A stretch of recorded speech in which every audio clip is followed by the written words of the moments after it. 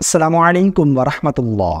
نوافل پڑھنے کا کیا طریقہ ہے؟ نفل نماز کیسے پڑھیں گے؟ بہت سارے لوگ نہیں جانتے، کیونکہ فرض نماز کا طریقہ الگ ہے، سنت نماز کا طریقہ الگ ہے، اسی طرح نوافل پڑھنے کا طریقہ الگ ہے۔ اگر آپ 4 رکعت نفل نماز ادا کرتے ہیں تو 4 رکعت نفل پڑھنے کا کیا طریقہ ہے؟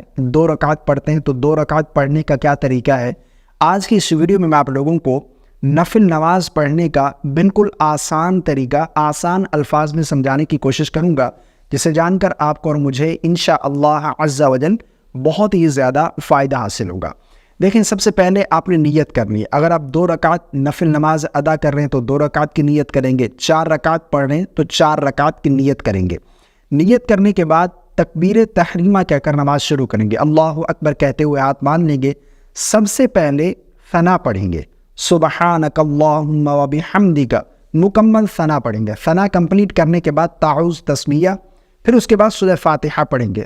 مکمل سورہ فاتحہ پڑھنے کے بعد پھر کوئی سورت کی تلاوت کریں گے، جو بھی آپ کو صورتیں آتی ہیں ان میں سے کوئی ایک سورت تلاوت کر لیں گے۔ سورت کمپلیٹ کرنے کے بعد اللہ اکبر کہتے ہوئے اور رکوع میں جائیں گے، رکوع کی تسبیحات پڑھیں گے، پھر سمع اللہ لمن حمدہ ربنا ولک الحمد، اللہ اکبر کہتے ہوئے سجدے میں جائیں گے، سجدے کی تسبیحات پڑھیں گے، پھر دوسرا سجدہ اسی طرح کریں گے۔ یہ 1 رکعت کمپلیٹ ہو گئی۔ اب جب دوسری رکعت میں کھڑے ہوں گے تو سب سے پہلے بسم اللہ پڑھیں گے، بسم اللہ الرحمن الرحیم، اس کے بعد پھر سورہ فاتحہ پڑھیں گے، پھر کوئی سورت تلاوت کریں گے۔ سورت کمپلیٹ کرنے کے بعد پھر اللہ اکبر کہتے ہوئے رکوع میں جائیں گے، رکوع کی تسبیحات، رکوع سے کھڑے ہوں گے، سمع اللہ لمن حمدہ، پھر سجدے میں جائیں گے، سجدے کی تسبیحات، پھر دونوں سجدے کمپلیٹ کرنے کے بعد قاعدہ بیٹھیں گے۔ اگر تو آپ 2 رکعت نفل پڑھ رہے ہیں تو یہ آپ کا آخری قاعدہ ہوگا۔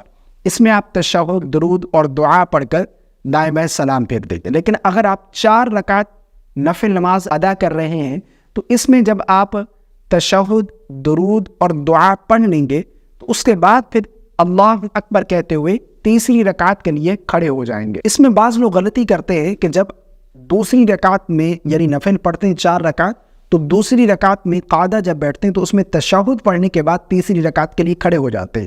حالانکہ جب ہم سنت مؤکدہ ادا کرتے ہیں تو اس میں تشہد پڑھنے کے بعد تیسری رکعت کے لیے کھڑے ہونے کا حکم ہے۔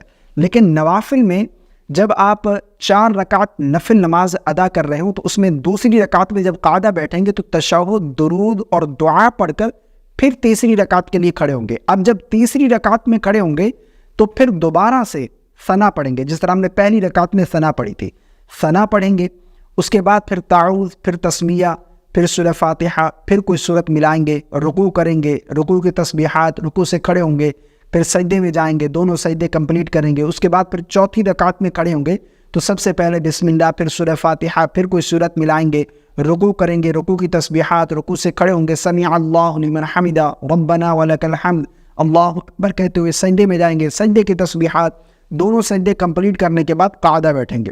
تو اب ہم یہ آخری قاعدہ ہے تو اس میں تشہد، درود اور دعا پڑھ کر دائیں بائیں سلام پھیر دیں گے، یعنی 2 رکعت کر کے ہم پڑھیں گے۔ جس طرح پہلی 2 رکعت ہم نے ثنا پڑھی تھی پہلی رکعت میں، اس کے بعد پھر تعوذ، تسمیہ، پھر سورہ فاتحہ، پھر کوئی سورت ملائیں گے۔ اسی طرح جب قاعدہ اولا بیٹھیں گے تو اس میں تشہد، درود اور دعا پڑھ کر پھر تیسری رکعت میں جب کھڑے ہوں گے تو پھر سے ثنا پڑھیں گے، پھر تعوذ، تسمیہ، سورہ فاتحہ، پھر کوئی سورت ملائیں گے، ٹھیک ہے نا؟ تو یہ 4 رکعت نفل نماز ادا کرنے کا طریقہ ہے۔ اگر آپ 2 رکعت پڑھتے ہیں تو دوسری رکعت جب قاعدہ بیٹھیں گے تو اس میں تشہد، درود اور دعا پڑھ کر دائیں بائیں سلام پھیر دیں گے۔